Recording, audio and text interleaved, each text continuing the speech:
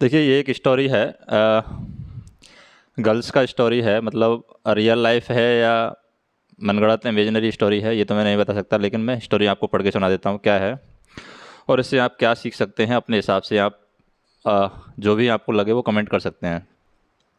जैसे college hostel में लड़कियां हैं, अक्सर गंदी बातें करती हैं। इससे शरीफ से शरीफ लड़की भी अपने संस्कार है यहाँ पर भूल जाती है। हॉस्टल की लाइफ में एक अलग ही रोमांच और आज़ादी होती है, जहाँ हर कोई अपने विचार खुल कर के व्यक्त करता है। इसी दौरान यहाँ पर लड़की की मुलाकात है किसी विपुल नाम के लड़के से होती है, जो इंजीनियरिंग ब्रांच का था, और उनकी दोस्ती धीरे धीरे है प्यार में बदल जाती है। तो देहरादून की खूबसूरती में वो दोनों एक दूसरे के साथ में कई यादगार पल बिताते हैं। फिर दोनों मसूरी जाने का प्लान बनाते हैं, वहाँ पर वीकेंड पे जाते हैं। दिन भर घूमने के बाद वो विपुल जो है उसको अपनी बाहों में लेता है, सारी थकान उसकी मिट जाती है, और उसी दौरान विपुल से शादी के बारे में पूछा जाता है।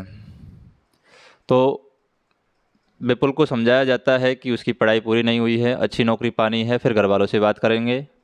लेकिन उसके दिल में मेरे लिए प्यार इतना गहरा था कि जल्द से जल्द शादी करना चाहता था। मतलब विपुल जो है शादी करना चाहता था, लेकिन लड़की है वो पढ़ लिख करके अभी जॉब लगना चाहती थी, उसके बाद में शादी करना चाहती थी। हमने एक साथ रहने का फैसला किया, एक ही फ्लैट में शिफ्ट हो गए, और इसी बीच प्यार और समझदारी दोनों के बीच में बढ़ जाती है, और इतनी बढ़ गई है कि एक दूसरे के बिना वो अधूरे महसूस करते हैं। विपुल की माँ से मिलने पर उन्होंने विपुल की माँ ने भी पसंद किया, क्योंकि विपुल ने मुझे उसके सामने एक माँ की तरह ख्याल रखने वाली बताया। लेकिन जब मैंने मेरी माँ के लिए हमारे रिश्ते के बारे में बात की तो उन्होंने साफ मना कर दिया। मुझे उम्मीद थी कि वक्त के साथ वे मान जाएंगी, लेकिन ऐसा नहीं हुआ। मतलब लड़की की फैमिली है, उसने मना कर दिया कि हम उसके साथ शादी नहीं करेंगे, लेकिन लड़के की फैमिली ने हाँ कर दिया कि हाँ, हम उसके साथ में तुम्हारी शादी कर देंगे। तो विपुल ने अपने घर की बात की और वहाँ से कोई समस्या नहीं थी, लेकिन लड़की के परिवार से शादी को स्वीकार नहीं किया जा रहा था। 4 साल इंतजार करने के बाद में विपुल ने दूसरी लड़की से शादी कर ली। अब मेरे माता पिता, मतलब लड़की के माता पिता है, उन्होंने शादी के लिए एक ऐसे लड़के से करवा दी जिसको वो नहीं जानती थी, और शादी की रात उसने उसके साथ काफ़ी ज़बरदस्ती की, और उसकी माँ ने उसको ज़बरदस्ती करने को उसका हक बताया, और हर रोज़ उसके साथ में हिंसा की जाती थी, और लड़की यहाँ पर चुपचाप उस हिंसा को सहन करती थी। तो आज लड़की की शादी को 7 साल हो चुके हैं, और लड़की जो है रिश्ते को सिर्फ बोझ समझ करके उठा रही है। उसके दिल और दिमाग में आज भी विपुल की यादें बसी हुई है, और लड़की के दिमाग में यही सवाल रहता है कि क्या वो गलत थी।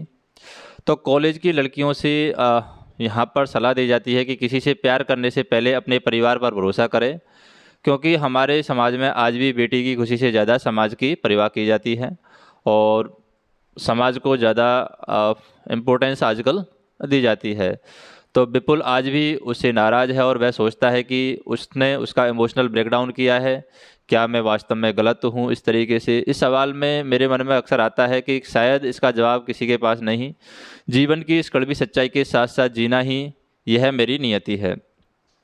तो इस स्टोरी से आप क्या समझते हैं, क्या सोचते हैं, वो आप अपने विचार है वो अपने हिसाब से रख सकते हैं कि कैसी परिस्थितियों में किसके साथ में क्या होता है। ऐसी रियल लाइफ में भी ऐसी सिचुएशन होती हैं, रियल लाइफ में भी ऐसी स्टोरियाँ आती हैं, रियल लाइफ में भी ऐसी स्टोरियों में काफ़ी बार मर्डर हो जाते हैं, काफ़ी बार ऐसी स्टोरियाँ हैं वो काफ़ी सक्सेस भी हो जाती हैं, और मैक्सिमम 98%, 99% जो ऐसी स्टोरियाँ हैं वो इसी जैसे ये स्टोरी ख़त्म हुई है वैसे ही स्टोरी हैं। 99% स्टोरी आजकल ख़त्म होती है, लेकिन ये सब क्या है, काल्पनिक चीज़ें हैं। मतलब कि हम इसको एज्यूम कर सकते हैं, इसको हम सर्टिफाई नहीं कर सकते कि हमेशा ऐसा ही होता है।